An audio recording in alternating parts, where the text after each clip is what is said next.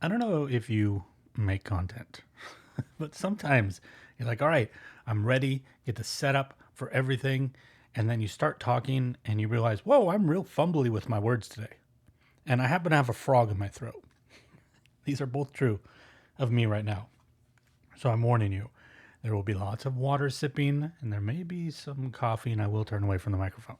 But we're going to stick to the raw, unedited, and we're going to talk about this stuff in a little bit.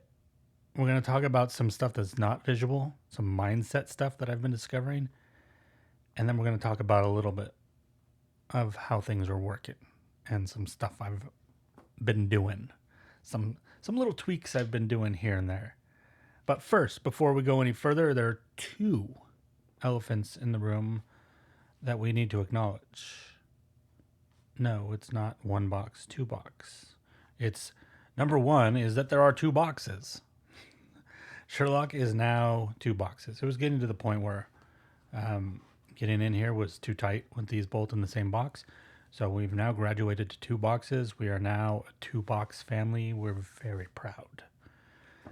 The second elephant in the room is something you may have noticed, you may not have noticed.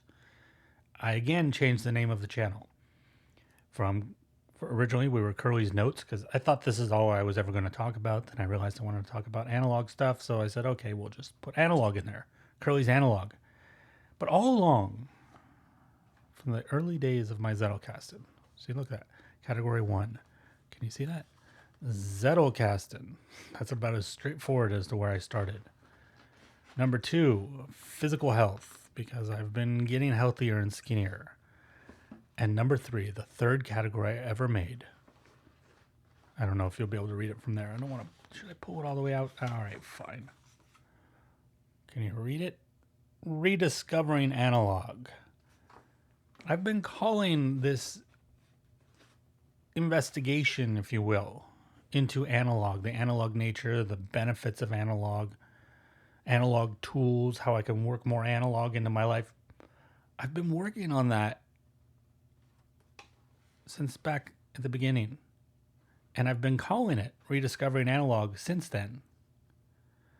And everything I just described about this category in my Zettelkasten obviously also describes this channel, because most of the stuff that ends up on the channel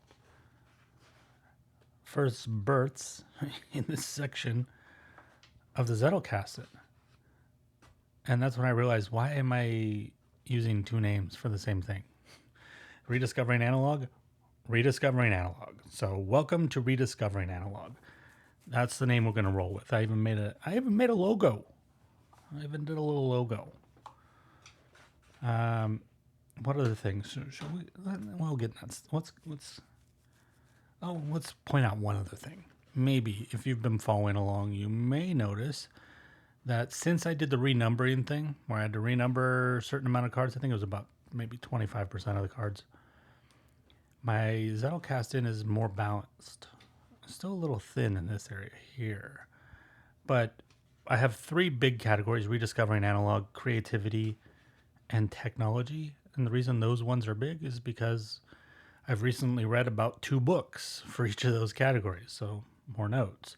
But even in the process of reading books on those topics, I've slowly been filling out other sections. So I'm feeling that even though I think it's crazy what I did, I think it was the right choice, because everything is more balanced. Before, if you go back enough videos, you can see even though I had categories back here, they were empty. And everything was in like the first 3, maybe 5 categories. Like everything. I was finding a way, every card, finding a way to put those in there. This is working better for me. I'm not saying that this works better as the Zettelkasten system, because as I said before, it doesn't really matter. It's just I have an autistic brain, and with that comes just a little OCD. And when I say a little, I mean a little OCD. So something like that actually becomes an obstacle to my thinking and to me being able to work with a tool. So I had to fix it. And now I'm much happier. We are, as you can see, there's 2 boxes now. We are gelling very well. Okay, so before we go on to this and more of the visual stuff and why I have some cards prepped, I do want to talk a little bit about some abstract stuff, so you're just going to have to look at my hands, my beautiful jazz hands, while I talk about this. When we partake in a journey like this, Zettelkasten, journey like this, oftentimes we only find two kinds of videos. There are the videos that are extremely useful to us, like the videos that Scott makes, where he's been doing it. I think when he started making videos, he'd already been doing his Zettelkasten, or he'd already been working with his Zettelkasten for, I think, at least a year at that point. So he had many cards, many more than this. And you see his videos now, he has many drawers. So that is, I would say, expertise. That is the end goal there, in a way, expertise. He's always still learning and still growing, of course, but he is an expert working with his Zettelkasten. And then there's the other kind of videos, like the videos that I've been doing, which are, here we are at the beginning. I'm still learning. I don't know what I'm doing. I'm making mistakes. That's not going to change. But there is a huge trench between the beginner and the expert. It's everything in the middle. And most of you watching this, and I think I'm now in that category, we exist in the middle. We're no longer beginners. We understand the system. We understand the basics. We understand how to keep going with it. We'll still be learning new things, but we've got the basics down. We're not struggling with the, how do I do this? That part we've got down, but we're by far not experts. I don't know that you can, with Zettelkasten, you can consider yourself necessarily an expert until you reach the point where you have enough cards that this becomes the conversation partner, where it actually takes on the life of its own. Because that is something I think you need to understand before you can be a full expert. That's speculation on my point, obviously, because I'm nowhere near there. But I want to talk a little bit about that middle point, about what it is in the middle. For me, when I started, I was very healthy to begin with. I was putting in a lot of hours. And I think I got to about here. I think maybe our second video, maybe the third video, I was at 200 cards already. So I was progressing at a gallop or a canter. But eventually the horse gets tired because we're running a marathon, not a sprint. We're going for the long term, not the short term. This is a lifestyle. This is not a tool. It's a lifestyle. We are directing our thinking into this, and this is the way that we're going to use that for the foreseeable future. That is the intention. So we tend to slow. When I first started, I was putting in 4, sometimes more than 4 hours a day. I was just ferocious. I was devouring the books and putting them in here. I mean, the first book being the Zettelkasten one. So I was devouring that just to try to understand what was going on here. But then I was so enamored with the system that I continued at that. But then something else happens. We have to live our lives. We still have other things to do. You know, the trash has to be emptied. You got to go to the store and buy more food. You need to wash your sheets. You need to clip your fingernails. If you have kids, you got to go and spend time with your kids. Not you got to, you get to. But I mean, you have to make time for that. Life has allowances that must be made for it. Work. So 4 hours in this every day is not feasible. Maybe when you first start, because maybe you're on a vacation or something. So that trims down. Like, to me, it trimmed down to 2 hours. And then that 2 hour went down to 1 hour. I think I forgot the S there. 2 hours went down to 1 hour. Now it depends. It really depends, because what I try to do when I finish my reading for the day, I read for minimum 1 hour in the morning. I have 2 kinds of reading that I do every day: scouting and excavating. These are terms that I've come up with if you go over to my Substack, I put a link in the description of this episode if you want to go read what the difference is. I don't know if I've mentioned it at the channel before. I probably have. But scouting is something I do for audiobooks. Reading this using a bib card, I call this excavating. I excavate every morning for an hour, and then I scout depending on how much I walk that day and how much time sometimes I have free time in the afternoon. I'll lay on the couch and I'll listen to an audiobook more than I normally would listen in a day. But that doesn't relate to this. I don't do any note taking during scouting. But excavating is what ends up in here. And when I finish, for example, we'll say that this was my day today. This is actually a couple days, but we'll say this was one day's work of excavating. I'll usually come in the office here and I'll film a video for one of my YouTube channels, or I'll record my podcasts. I have 2 podcasts. One is the reading one we just mentioned before, Reader, Die, or Slave, about the books that I'm reading. I'll come in here and I'll record a video. Maybe take me an hour to do everything. And then I go back in the office and then I install everything from the day.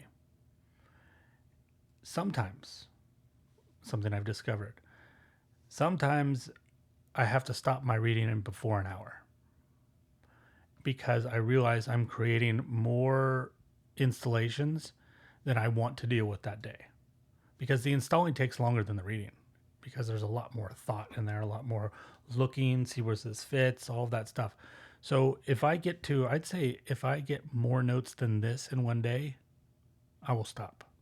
I was like, okay, we'll stop it at 40 minutes today, whatever. So the other thing is the amount of time that I spend excavating every day, installing every day, depends on how many of these I have. So that is a big difference. And the reason I'm bringing this up is because this, compared to 4 hours of reading and installing, not each together, yields far less note cards. And for me, type of personality that I am, is when the note cards started to slow down and this wasn't growing as fast as it was before, I started to get worried. I started to get worried that, am I losing interest in this? Is this just a fad? Because I don't know about all of you, but before I got into analog, I was in the habit of jumping from digital app to digital app to digital app because they never satisfied what I really needed. I could never get the scope that I wanted, which is what this actually provides me. But I started to doubt that. I started to think, oh no, maybe I just fell into another fad, another trend. Oh no. But the truth is, that was about a week ago. I was feeling like that. But the truth is, that slower incremental pace, number one, I'm in control of it based on how much I read. If I really want to put more in here and I really want to push myself, I can make time to do that. But I don't want to burn myself out on it either. 4 hours a day is intense. It's intense. And I didn't get any other creative work done when I was doing that, which is one of the reasons I cut back. But the other thing about the slower pace is that's probably the normal pace. That this beginning, like I said, it was ferocious. This was overdrive. But installing 5, maybe as much as 10 cards a day, I think that's normal. I think that's the normal pace. You guys can correct me if that's the experience for you. But I wanted to share that because I think you can get discouraged by having unrealistic expectations of thinking that you're going to install 20, 30 cards a day and I'm going to be at that. I'm going to catch up to Scott real fast. You're going to burn yourself. But when you slow yourself and you slowed yourself, you may feel a bit of discouragement. And I think that's a natural part of the process. And I think that where I am now is the normal pace. At least for me. Like I said, you guys can correct me if it's been your experience. But at least for me, I'm in a comfortable space because I've found enough time to read every day, to install notes every day, and to create something every day. Not related to this, create something, videos, whatever, and still do all the life stuff, all the family stuff, all of those things. And to get a lot of exercise, take my dog for a lot of exercise. I found a way to reach that equilibrium. And if that's something you guys are interested in, I just realized that might be an interesting video for this channel. If it is, let me know. I'll make a video on it. I do owe Terry a video on how I'm using analog calendars. I've been putting it off because I've been in transition on a couple tools, and I'm trying to use things to figure out what's actually working before I make a video. Like, here's what I'm doing. Oh, never mind. Not doing that anymore. So that's the first thing I want to say. A second thing I want to say is a connection to that idea of slowing down. Sometimes you read a book and you don't end up with a lot of notes. Now this is Rick Rubin's book. I don't know if I've done this already. Rick Rubin's book, and when I say I don't know if I've done this already, I mean I don't know if I've mentioned what book this was already. I'm still reading this book. I'm only on page 81. But sometimes you finish a book and it's only that much. As a matter of fact, let's go over here. Let's get a little visual stuff going. Here's a book I just finished reading. I just did something on Read or Die Slave. I just did a podcast about this book. Why Vinyl Matters by Jennifer Otter Baker Dyke. This is a book about vinyl, and this pertains to my rediscovering analog category because I'm trying to understand what it is about vinyl records. I've started listening to vinyl records and stopped paid for streaming. I don't do digital music anymore. But I wanted to understand what the arguments are about what it is. What is it about that medium, and what is it about the tangibility? Okay. This is from the whole book. This is all the notes I got from that book. Not because it's not a good book, not because it's not full of useful information. Though sometimes you will encounter books that you think are going to be good and aren't for what you're trying to, whatever your project or your category is. The reason that one is thin, you can look at this as a visual example, is about that much, about here, is because they're interviews. The whole book is interviews with artists and everybody involved in different stages of the vinyl industry. And what happened in that book, none of these people were present for the other people's interviews. They don't know what the other people said, but they all started at a certain point to repeat each other's arguments. Not in the intention of repeating them, but when somebody says, I loved going to record stores because it was a social hub.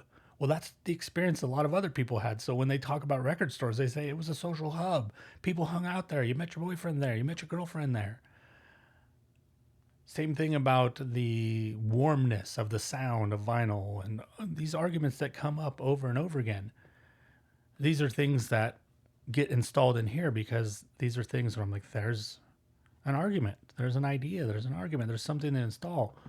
But once it's installed, once the first person says it in an interview, I don't need to install it again when somebody else brings the point up in different words. So that ends up with me making less bib card notes because I don't need to install a card every time somebody makes the same or a similar argument. Only when it adds to or contradicts something that's already in there. So that slows the process down too. And the other consequence sometimes of reading a book like that, even a book like this, which was a wonderful book, you start to lose some momentum. And it's related to this as well. You get so used to, I got so used to the process of like read, install, that there was 2 days of reading that book where I had nothing on the bib card new, and I had nothing to install. And that was feeding into my, oh my God, am I losing it here? Like, is this just a fad thing? So I just wanted to point out those two things. If those are natural, if they occur to you, write them out. Write them out. It's a normal part of the process. That's why in that article that I'm directing you guys to that I wrote, why I think scouting books is so important before sitting down to excavate them. Because you want to know, is this book going to be worth my time? And as much as Mortimer J. Adler and Scott Shepper say, you take the book, you look at the table of contents, you flip through, that gives you a very shallow sense. But if you listen to the whole thing as an audiobook, you can have a better sense if it's going to be valuable to your project or not, and whether it's going to be worth your time. That book was worth my time, but it was just hard not having anything to install for a couple days. Okay, so now let's get into some visual stuff. I know you guys are still wondering about this. So the first thing I want to point out, let's see if we can get this close enough and clear enough. Can you see 75 there? Right there? See that red mark? I don't think I have any other ones on there. If I stop in my bib card, if I stop installing before I reach the end, I've been put in a little red mark so that I know where to pick up the next day. Small little tip, really helpful.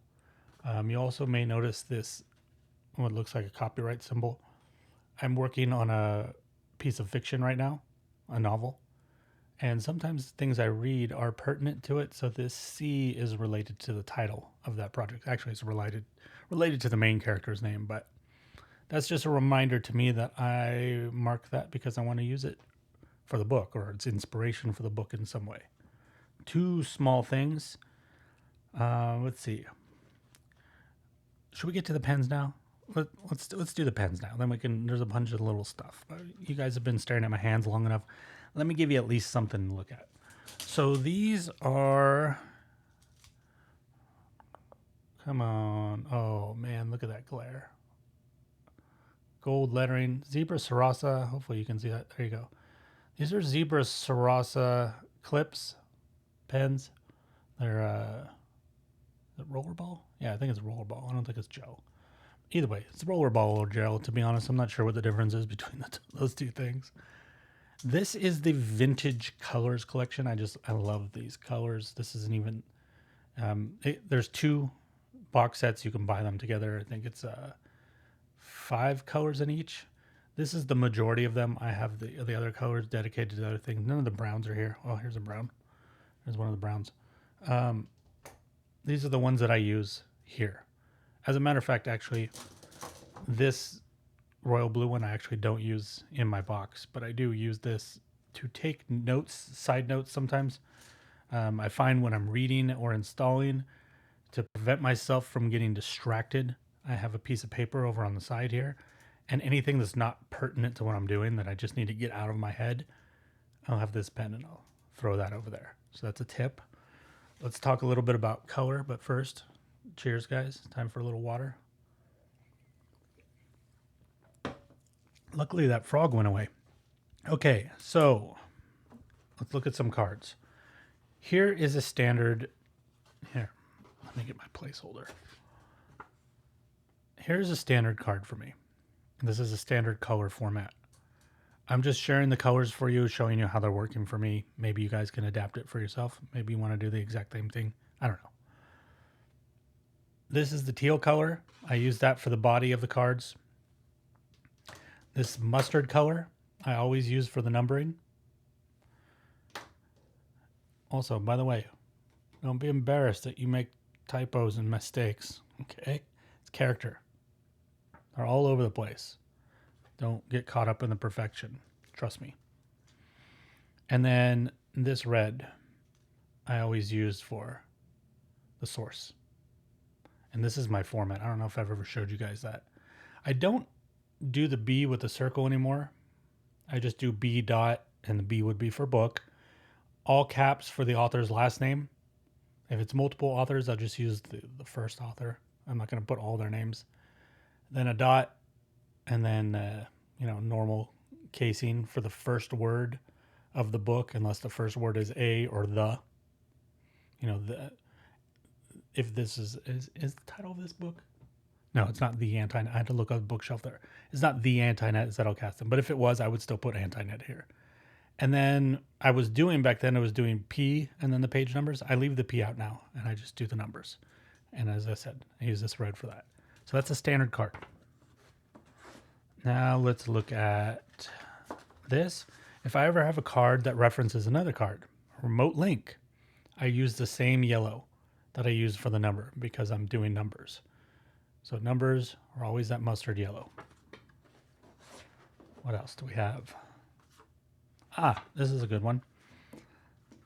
This beautiful blue gray color here, this I use when I make a card like this. This is like a hub card. So the slow movements. And I use the yellow for my numbers or letters in this case. And this is telling me, you know, I have 3.6 here. So 3.6A is going to be slow media. 3.6B is going to be slow food. That's what this is telling me. I'm using this color for that, just to have a little difference there. I'm not going to go into the colors on what I do on the bib cards because it's not super interesting. And to be honest, it changes all the time. It ends up being whatever card I grab. Okay, so then we have two colors left. We have this kind of plum and this gray. I use that for my indexes.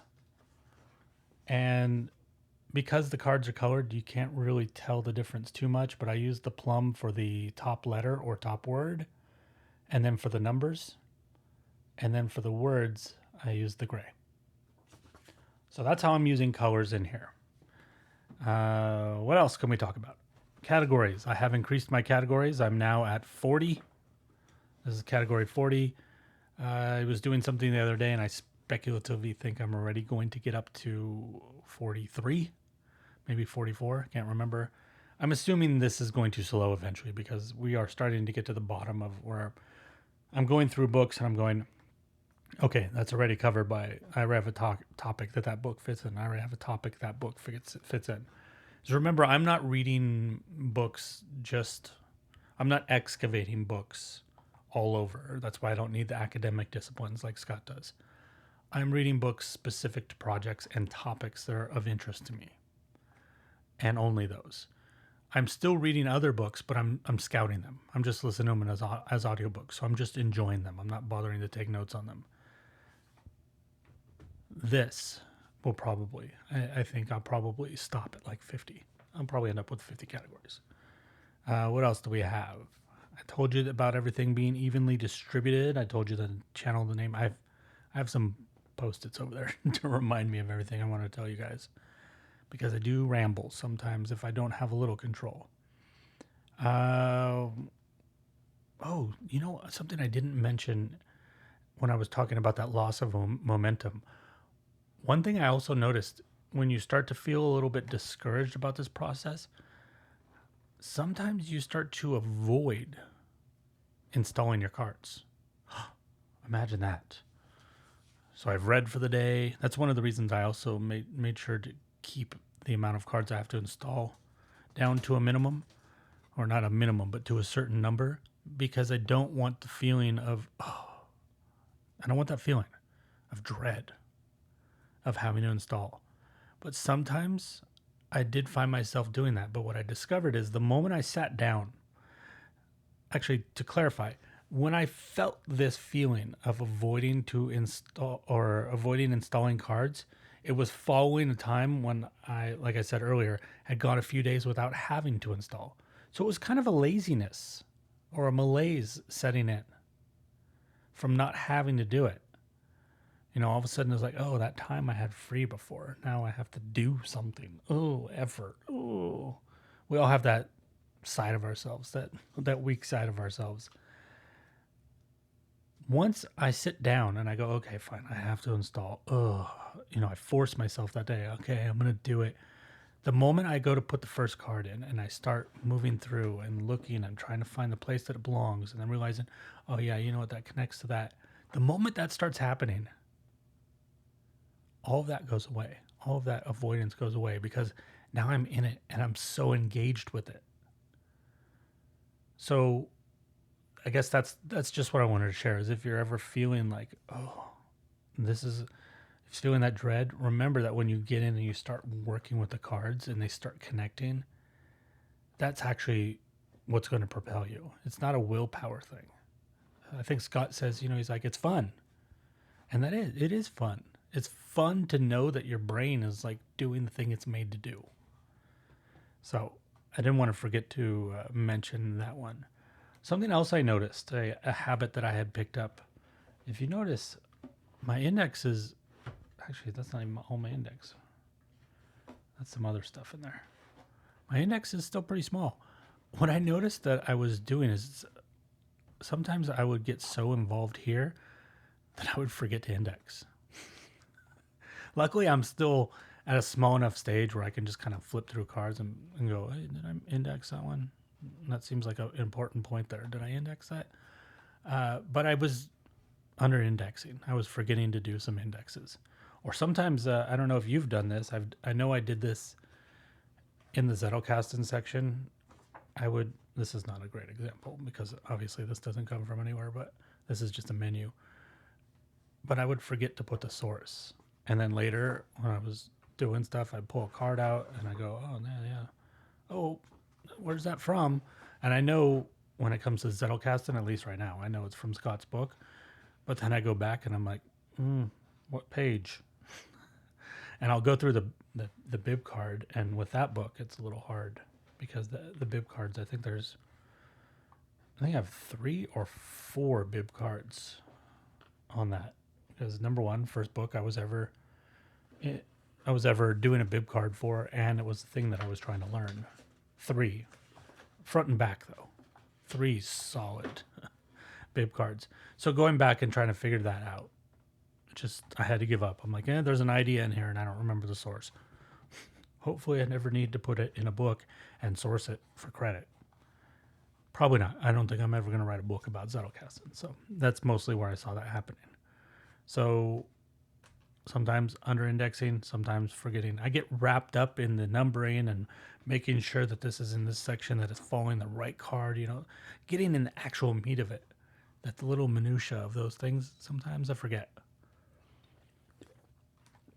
I told you guys before that I added a 3rd section to my indexes. This is the bibliographical section, like if I have a lot of cards about JFK, so forth. If you have a lot of cards about Socrates that aren't necessarily things written by Socrates, but other people talking about Socrates or, stuff like that, goes here. Well, so far, I believe I've only made 1. So not using this a ton doesn't mean that when I'm up to thousands and thousands of notes, this won't be valuable. But right now, I have not reached the point where this is even a tool that shows up very often. And then the last thing before we get out of here, we're already long enough. One little trick that I've been doing, I haven't seen anybody mention this before. I'm sure someone else is doing it and has thought of it, but what I find really helpful is your main branches in your section, put them on your tab. Put them right on your tab so that you go, oh, I'm looking for something in analog. I know it's in analog. You can pull this out and go, which branch? Okay, slow movements, 3.6. You can jump right to it. You don't need to go to the index. You got your branches right here. I find that really, really useful. And like I said, it's just my main branches. So my 3.1, 3.2, just those first branches. I find that really helpful. What I've also considered doing, I'm not at that point yet, but if I have a major branch inside of here that's, that doesn't start on a number, say I have a major branch at 3.4A7. And it's like that thick, it's a major branch. I've been considering getting the white versions of these tabs and inserting one of those just to make it quicker to find. Say that slow movement section here in Rediscovering Analog becomes big. And one of the biggest sections of it is on slow housing. I might want to put one of those white index cards with slow housing. So when I come in here, I can go, boom, boom, oh, slow housing, perfect. That's exactly where I was wanting to jump to. Just something to consider. I'm not sure if I'm going to do that or not because I think I'm far enough away to think about that. But this super, super helpful. So give yourself a break. Give yourself a couple menus. It's like creating a hub card, except it's not a hub card. It's just it's a main menu. Okay, so that's where things are. That's where I am right now. Hopefully that was interesting or useful or both. And please leave comments as always. Let me know what you guys are doing, what you think about this stuff. If you guys are doing some of this stuff, let me know. If you're doing something different, let me know, because, you know, it might be useful to me or somebody else. As I say on all of these, I think part of this, only half of this equation is watching the videos. The second half is you guys reading and commenting below, because I'm not an expert here, but there are a lot of people that watch these videos that are or are far more advanced than I am. There's a lot you can learn from each other and a lot you can teach each other. And, you know, it's just kind of cool to nerd out with other people on something that you think is cool. And this, to the rest of the world, this is about as nerdy as it gets. So enjoy each other, please.